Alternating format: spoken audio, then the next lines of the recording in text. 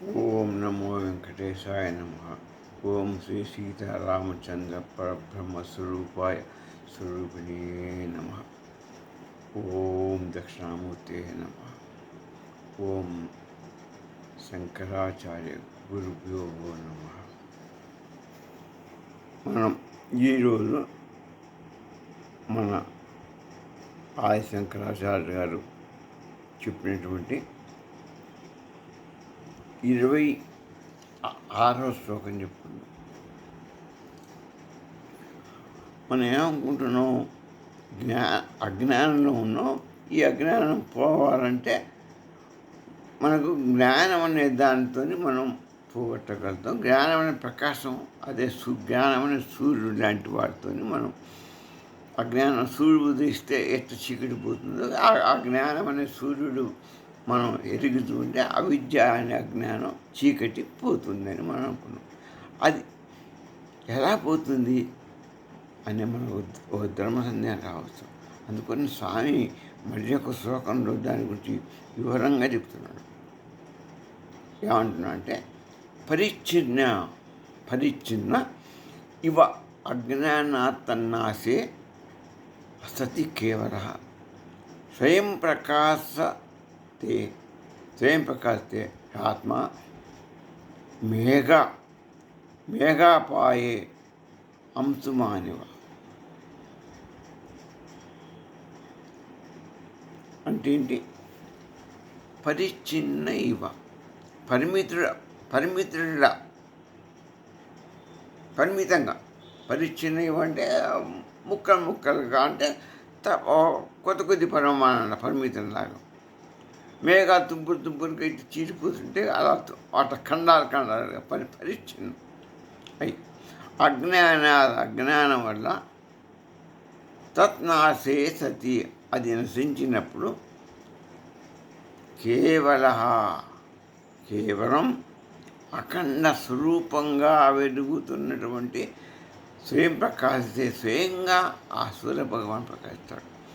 మబ్బులు ముక్కలుగా ఇట్ట సూర్య మనం చూస్తుంటాం. ఉదయపడిగా మరి అప్పుడప్పుడు సూర్యుడి మించి ఇట్ట మబ్బులు ఇట్ట తేలిపోతుంటాయి. ముక్కలు ఒకవారు కంటిన్యూ ఉండదు. ముక్కలు ఖండాలు పోతుంటాయి. అప్పుడు సూర్యుడు కనపడినట్టుగా మనం కనపడుతుంటాడు. ఈ మొత్తం ఇవన్నీ పోయిన తర్వాత ముక్కలన్నీ మొత్తం చీపి ప్రశాంతంగా అయిందనుకో, అప్పుడు సూర్యుడు ప్రచండ ప్రకాశంతో ఎదుగుతూ ఉంటాడు. ఆటోమేటిక్గా వెలిగిపోతాడు. ఆ ముక్కలుగా ఆ లీల మాత్రంగా ఇట్లా అడ్డం కూడా పోతే అప్పుడు కొంచెం వెలిగిస్తాడు. పూర్తిగా వెలిగిపోయింది. అది మిగతా మొత్తం దొరికిపోయినప్పుడు ప్రచండ స్వరూపంతో అసలు బ్రహ్మాండమైన తన సస్వరూపాన్ని స్వయం ప్రకాశంతో వెలుగుతాడు. అట్లనే ఈ ఆత్మ బంధనాల చేత కట్టుబడి ఉండటం వల్ల మేఘాల వరగా దానిపైన ఈ బంధనాలు, ఈ మనసు బుద్ధి చేసే బంధనాలు, మనం చేసుకున్న కర్మల వల్ల పుట్టే బంధనాల వల్ల ఈ ఆత్మ కూడా మేఘాల వల్ల పొరగమ్ముకుంటుంది. అప్పుడు ఆత్మ ప్రకాశం మనకు అంతగా ప్రకాశించబడదు. ఆ బంధనాలు మేఘాల వల్ల మొత్తం మనం తొలగిస్తే అప్పుడు ఆత్మ సూర్యుడి ప్రకాశం అఖండ ప్రకాశంతో మనకు కనిపిస్తుంది. ఆత్మ ప్రకాశవంతంగా కనిపిస్తుంది. ఎవరో దానికి అడ్డం లేరు, దాన్ని ఆపలేరు, దాన్ని బంధించలేరు, ఎవరు ఏమి చేయలేరు. ఆత్మ సూర్యుడిని మనం బంధిస్తామా? సూర్యుడిని కానీ అడ్డుకోగలుగుతామా? ఈ మేఘాలు ఆయన అడ్డుకుంటున్నాయా? పైపైన తిరుగుతున్నాయి అంతే.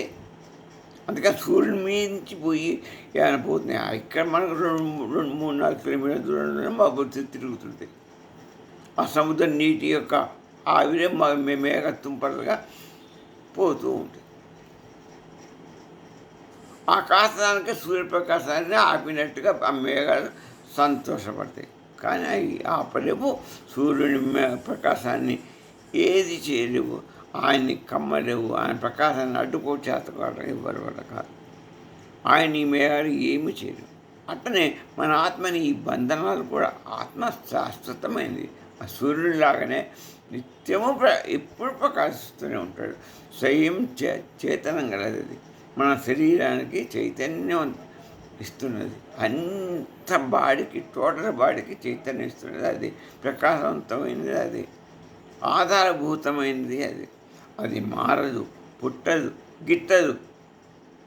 ఆత్మ చైతన్యవంతమైనది, సాక్షిభూతమైనది. ఇది ముఖ్యమైన పాయింట్.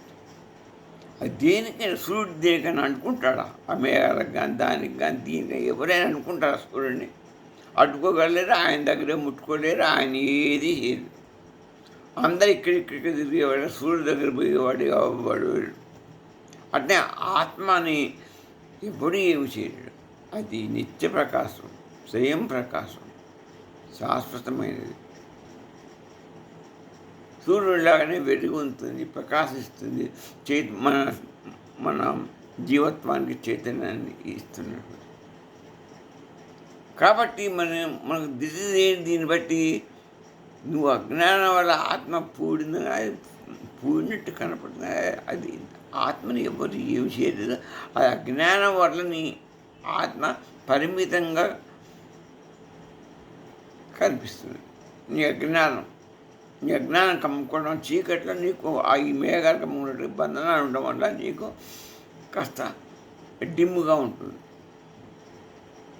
ఆ మేఘాలతో పోతే సూర్యుడు డిమ్గా ఎట్టుంటాడు, మేఘాలు పోతే ప్రకాశవంతం అవుతాడు.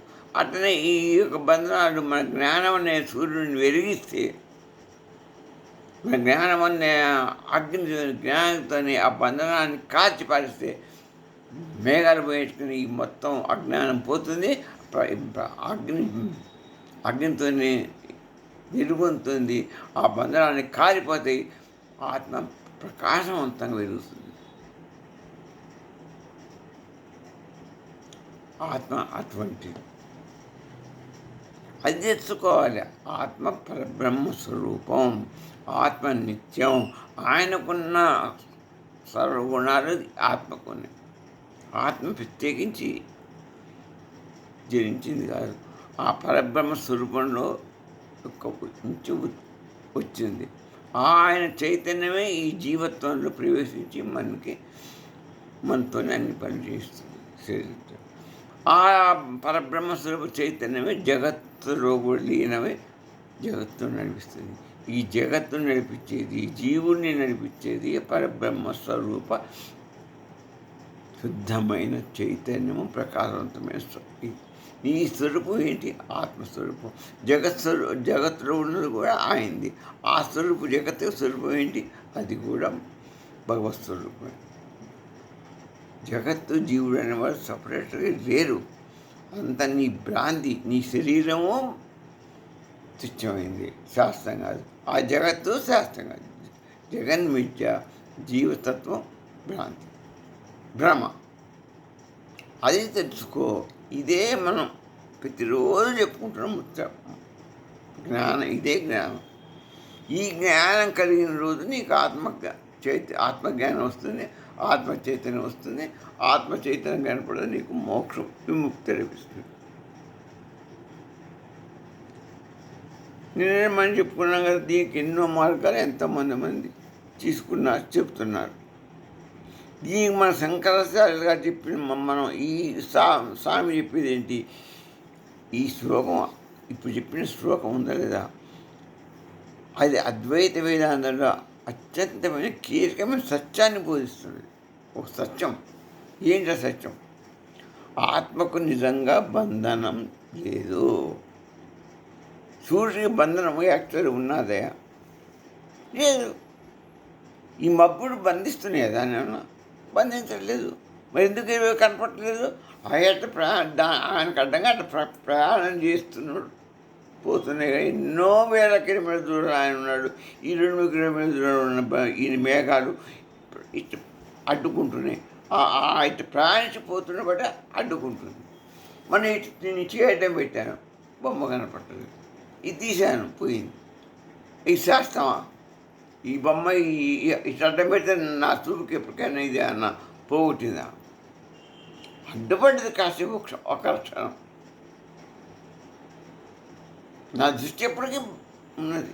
అది సూర్యప్రకాశం ఎప్పటికీ శాశ్వతం ఆయనకే ఉంది. ఆత్మ కూడా దాని ప్రకాశం దానికే ఉంది. ఈ బంధనాలు ఇవన్నీ పైపైన ఉండి అడ్డాలు వస్తున్నాయి అంతే. కానీ నిజంగా ఆత్మానికి ఏ బంధము లేదు, దాన్ని ఎవరూ బంధించలేదు. సూర్యుడిని బంధించలేదు, అట్లా ఈయన్ని బంధించలేదు. నీకు మోక్షం అనేది కొత్తగా రానవసరం లేదు, దాని బంధనమే లేదా, విముక్తి ఏముంది. ఇక మోక్షం అంటే విముక్తి, దానికి బంధనం లేనప్పుడు విముక్తి అనేది కొత్తగా వచ్చేది. ఆల్రెడీ విముక్తినే ఉంది, కాకపోతే నీలో ఈ పైన బంధనాలు చేలాడుతుండటం వల్ల నీకే కనిపించింది. ఈ బంధనాలని మనం పోగొట్టుకోవాలి. దేంతో పోగొట్టుకోవాలి? జ్ఞానం అనే ఖడ్గాన్ని, జ్ఞానం అనే ఆ ప్రకాశంతో, ఆ జ్ఞానం అనే జ్ఞాన ఖడ్గాన్ని తీసుకొని అద్దాన్ని చీకటిని అద్దాన్ని చీల్చేసంటే ఈ మొత్తం ఆత్మప్రకాశం అవుతుంది. ఆ మేఘాలను తొలగిస్తే సూర్యప్రకాశం ఎటుగా ఈ మనకున్నటువంటి అజ్ఞానం అంధకార మాయ చేత అజ్ఞానం ఏర్పడదు. ఉన్నదాన్ని లేని దానిగా చూపిస్తుంది. మాయ ఏం చేయట్లేదు, అది ఏం చేస్తుంది, దాని పని ఏంటి? దేని దాన్ని ఉన్నట్టుగా చూపిస్తుంది. ఈ శరీరం ఏం లేదు కానీ ఉన్నట్టుగా చూపిస్తుంది. ఆ జగత్తు ఏం పుట్టలేదు, అది పుట్టినట్టుగా చూపిస్తుంది. ఇదంతా జగన్నాథ గాడి విద్య అని చెప్తున్నా కూడా అది ఒక గాడి విద్య చేసేది. దాని 3 గుణాలు అంటే వాళ్ళు దాంతో ఆడుకుంటున్నది మాయ. మాయని పరబ్రహ్మ స్వరూపాన్ని ఏమీ చేయలేదు. అనుకున్న పరబ్రహ్మ స్వరూపం అయిన ఆత్మజ్ఞానం తీసుకుంటే నువ్వు మాయామోది. ఈ నిజాన్ని, ఆ మాయ కల్పించిన అబద్ధాన్ని నువ్వు ఖండించి నువ్వు నిజమేంత చేసుకో. నీ ఆత్మస్వరూపం నిజం, దాన్ని ఏమీ చేయలేదు మాయ కూడా. చెంపల వరకు మేఘాల వల్ల కప్పించి చూపిస్తుంది అట్లా. ఇప్పుడు రద్దు ఉన్నది, దాన్ని నీకు తాడు లేక చీకటిలో కనపడుతుంది, కానీ అది నిజంగా తాడుగా మార్చింది. మాయ అంటే అదే. ఆ రద్దుని పాముగా నీకు చీకటిలో చూపించింది. ఆ చీకటి పోయిందనుకో, సూర్యుడు ఎరిగాడనుకో, అది నీకు రద్దు అని ఏముంటుంది, ఈ పాము పోతుంది. ఆటోమేటిక్గా పోయింటే అది ఏమి లేదు, నువ్వు పోగొట్టిన అవసరం లేదు. అది అక్కడ పాము లేదు, అదే లేదు, మోక్షం లేదు. వెలుగు వస్తే పోతుంది. అట్లనే జ్ఞానం వస్తే నీకు ఈ అజ్ఞానం పోతుంది. అజ్ఞానం పోతే నీకు మామూలు నీ స్వస్వరూపం ఏంటో నీకు తెలుస్తుంది. అందుకని నీకు అవిద్య అంటే అజ్ఞానం, మాయా మోహితుడు పోయి నువ్వు అజ్ఞానంలో పడిపోతున్నావు. దానిని లేని దాన్ని ఉన్నట్టుగా నువ్వు భ్రమిస్తున్నావు. ఆ బ్రహ్మని తొలగించుకో, నువ్వు మోక్షాన్ని పొందు. ఇదే సత్యమయ్యా, ఇంతకంటే ఏదీ లేదు. బ్రహ్మ విద్య ఇంతకంటే గొప్పదిగా ఏమీ లేదు. అయ్యో బ్రహ్మ విద్య గొప్పది అని అంటాడు, దాన్ని అర్థం చేసుకో. బ్రహ్మ విద్య అంటే ఏంటి? అంతటా చైతన్య స్వరూపుడు పరబ్రహ్మం అనేవాడు ఒకడు ఉన్నాడు, కానీ వాడికి ఆకారం లేదు. వాడు ప్రకాశవంతుడు, నిత్యుడు, సత్యుడు, సత్యమైన వాడు, నిత్యమైన వాడు, సర్వవ్యాపకుడు, అంతటా వ్యాపించుకున్నాడు. ఇవే ఆయన క్వాలిటీస్. ప్రకాశం, దివ్య ప్రకాశం గలవాడు, సర్వశక్తిమంతుడు.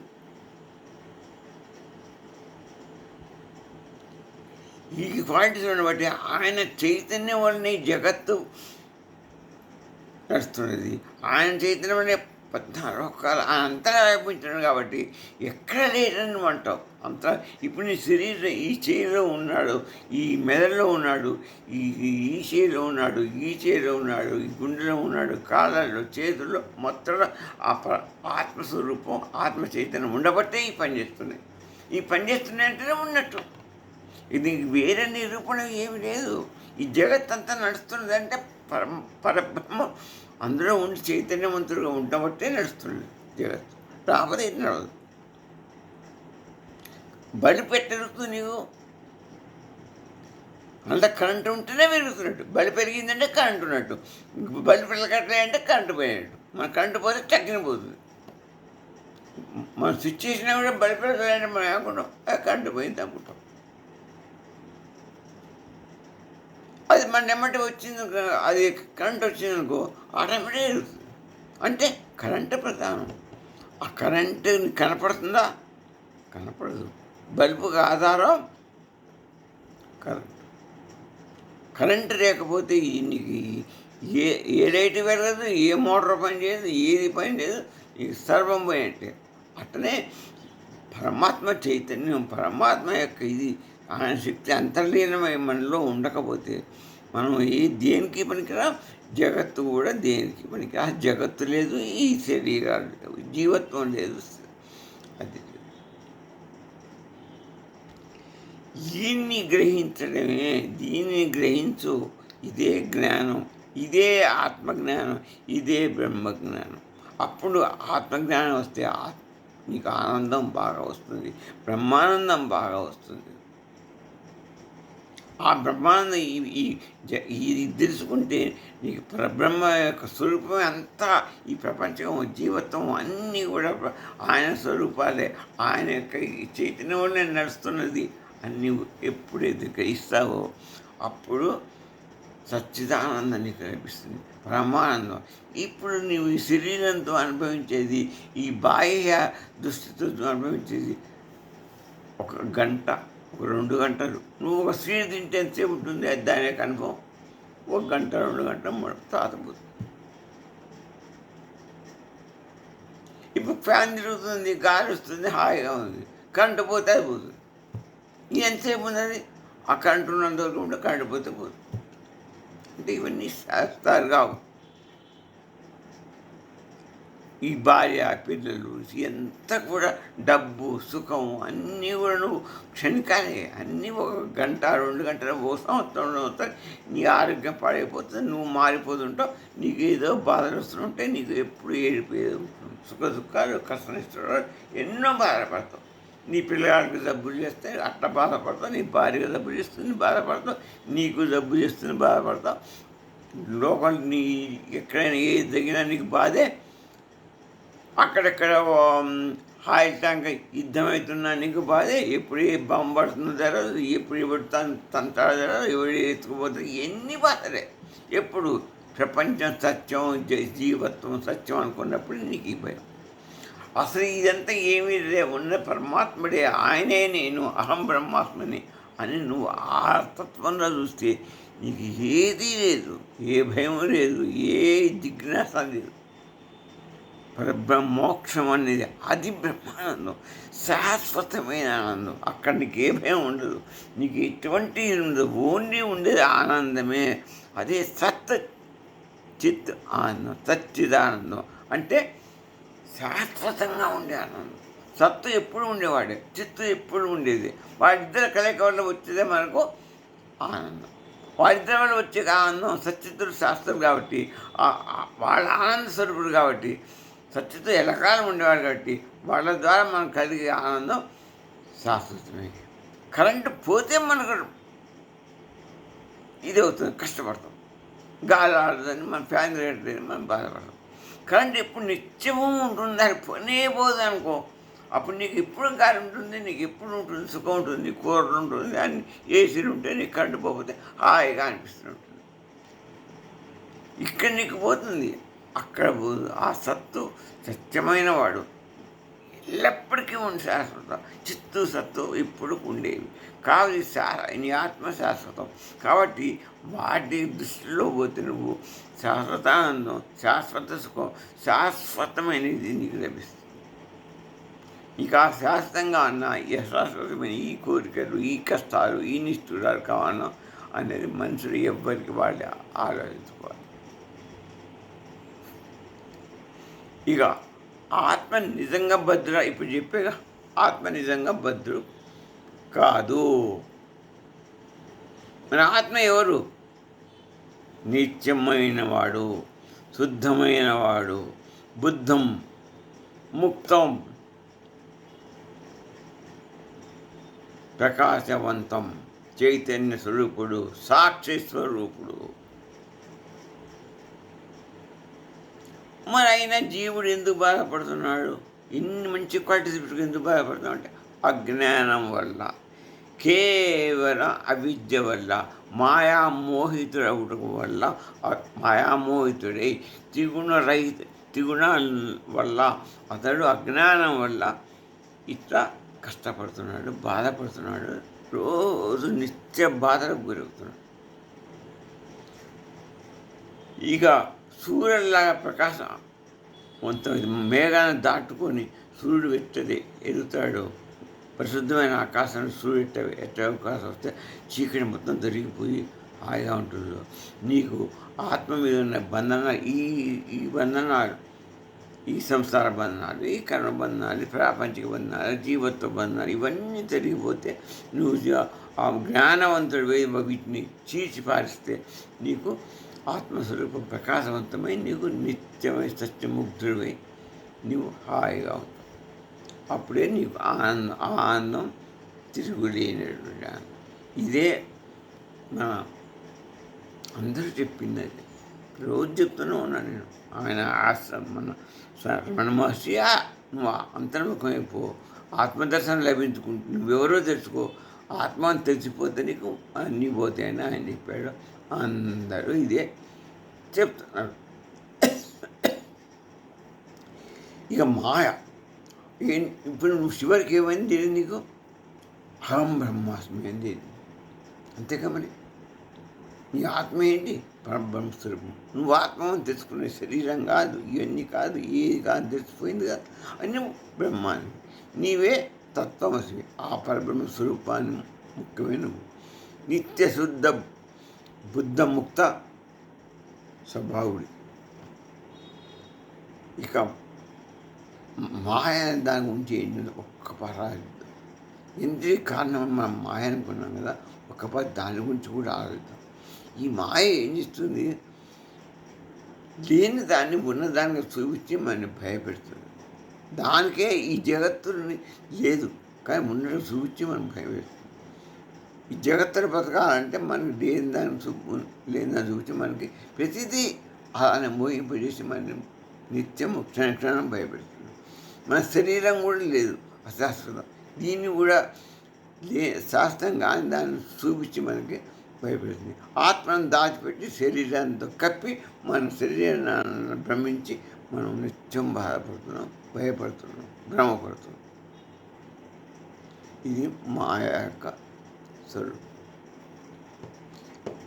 ఈ రమణ మాస్టర్ గారు చెప్పినది, రామకృష్ణ గారు తిరుగు చెప్పినది, అందరూ చెప్పేది ఋషి. ఇప్పుడు మనం అనుకున్నదే వాళ్ళు చెప్పినారు. వివేకానంద స్వామి వారు చెప్పింది ఒకటి, the soul is ever pure, the soul is ever pure and perfect. The soul ever is pure and perfect. Soul is pure and perfect. Religion is realisation. The religion, మనం మతం కొట్లాడుతున్నాం కదా, ఆ రిలీజన్ అంటే ఏంటి? రియలైజేషన్. ఆ మతం దీన్నంతని realise చేస్తుంది. మరి సత్యం ఇదిరా, అసత్యం అదిరా బోధిస్తుంది మతం. మన సనాతన హిందూ మతం సనాతన ధర్మాలు బోధించేది ఇది. ఎంత ఈ సిద్ధాంతాన్ని మనం పడుకునేన్ని అది బోధిస్తుంది. ఇక అద్వైతంలో బంధం అనేది అవిద్య, అజ్ఞానం యొక్క కల్పితం. మోక్షం అనేది స్వరూపం, మన ఆత్మస్వరూపం ప్రకాశం. ఈ విశిష్ట అద్వైతం ఏం చెప్తున్నది? జీవుడు పరమాత్మ యొక్క భాగం. ఆయన అనుగ్రహంతోనే నీకు నీ యొక్క ఆయన దివ్యస్వరూపంలో నువ్వు కలిసిపోతావు. ఆయన కొరికి తపస్సు చేస్తావో, భక్తి చేస్తావో, ఉపవాసాలు ఉంటావో, నువ్వు ఏం చేస్తావో చెయ్యి. భక్తి సాధన, ధ్యాన సాధన, కర్మ సాధన, ఏదో రకం చేసి ఆ నారాయణుడిని తలుచుకో. ఆయనలోని భాగమైన నువ్వు ఆయనలో తలుస్తావు అని చెప్తుంది విశిష్టాద్వైతం. ద్వైతం ఏం చెప్తుంది? ఆ విష్ణువు వేరే, నువ్వు వేరే. కాబట్టి నువ్వు ఆయనలో కలపడం అనేది కలదు. కాకపోతే నువ్వు పొందుతున్న ఈ కష్టాలు, నిష్ఠురాలు ఇవన్నీ కూడా ఈ బంధనాలన్నిటిని తొలగాలంటే నువ్వు ఆ విష్ణువుని ప్రార్థించు. ఇందా చెప్పినలాగా నేను నారాయణ ప్రార్థించాను, అదే విష్ణువుని నువ్వు ప్రార్థించు, సుఖపడు, నీకు విముక్తి లభిస్తుంది, సుఖాన్ని అనుభవించు. అది చెప్తారు. ఇక మనకు అవస్థ, ఈ జాగ్రత్త అవస్థలో మొత్తం విద్య ఉంటుంది. స్వప్నావస్థలో ఏముంటుంది? స్వప్నావస్థలో ఈ మనస్సు బుద్ధి కల్పితం చేసేటువంటి స్వప్నాలతోనే బాధపడతాం, కానీ శరీరానికి ఏది కాదని దానివల్ల ఎటువంటి బంధనాలు ఏర్పడవు. మామూలుగా ఈ జాగ్రత్త అవస్థలో చేసిన కర్మలకు వాటి పుణ్య పాపాలకి నీ బంధనాలు, కానీ స్వప్నంలో వాటికి నీకు బాధ్యత లేదు. నీ బుద్ధిమ మనసు ఏర్పరిచినది కల్పితం కాబట్టి ఆ కల్పితం అది అంతే. దానివల్ల నీకు ఏ బంధనం ఏర్పడదు. ఇక సుషుప్తిలో మొత్తం అహంకారం మొత్తం అయిపోతుంది. నేనన్న మాట నీకు ఉండదు, ఏవి తెలియదు. కాబట్టి నీకు అక్కడ ఏది లేదు. అందరంతా జాగ్రత్త అవస్థలోనే నువ్వు మొత్తం. ఇక తురీయ అవస్థ అనేది ఉందనుకున్నాం, అక్కడ నీకు బ్రహ్మస్థితి, స్వప్రకాశమైన బ్రహ్మస్థితి. నీ ఆత్మ ప్రకాశంతో నువ్వు అక్కడ విరాజిల్లుతావు.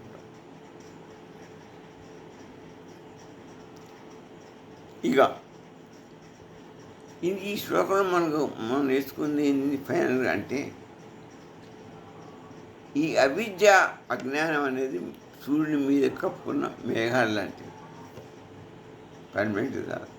అక్కడ సూర్యుని ఎట కప్పినవి ఇక్కడ ఈ దీని మీదే ఈ అవిద్య అలా కప్పుకుంది. అవిద్య వల్ల బంధనాలు అన్నమాట. బంధనాలు ఆత్మను కప్పించి, జ్ఞానం అనేది మేఘాలు ఎట్టయితే గాలికి ఎట్టయితే ఎగిరిపోతాయో, ఈ యొక్క జ్ఞానం అనే దాంతో నువ్వు ఈ బంధనాలన్నింటినీ కొట్టిపారేయచ్చు, కాల్చిపారేయచ్చు. ఆత్మ అక్కడ సూర్యుడు మేఘాలు తిరుగుతాడో ఇక్కడ నీవు అట్నే వెలుగుతావు. ఆత్మ కూడా అలానే సూర్యుడిలాగానే ప్రకాశంతో ఉంటుంది. మన ఆత్మ అంటేనే బ్రహ్మం. కాబట్టి బ్రహ్మం అనేవాడు నీకు నిత్యంగా అఖండ ప్రకాశవంతుడు ఎదుగుతాడు. ఆ పరబ్రహ్ముడే ఆత్మస్వరూపం. కాబట్టి ఆ పరబ్రహ్మ స్వరూపుడు ఆత్మస్వరూపంగా నీకు బ్రహ్మాండమైన ప్రకాశాన్ని ఇచ్చి నీకు ఆత్మజ్ఞానం కలిగితే నీకు మోక్షాన్ని విముక్తిని ప్రసాదిస్తాడు. అదే మోక్షం. అందుకని నువ్వు ధ్యానంలో వచ్చే ఆలోచనలు అన్నీ మేఘాలు అనుకో. నాలో ఆలోచనలన్నీ ఏంటి? ఒక మేఘాలు అండి. వాటి విలువనీయమ పొద్దునుంటే గాలి పుట్టుకుపోయే పొద్దునుంటే వాటి గమనిస్తున్న చైతన్యం ఏంటి? ఆత్మ చైతన్యం. అది ప్రకాశవంతమైనది. నీ శరీరం నడిపేది అది. ఈ ప్రపంచంగా నడిపేది చైతన్యం, పరబ్రహ్మస్వరూప చైతన్యం.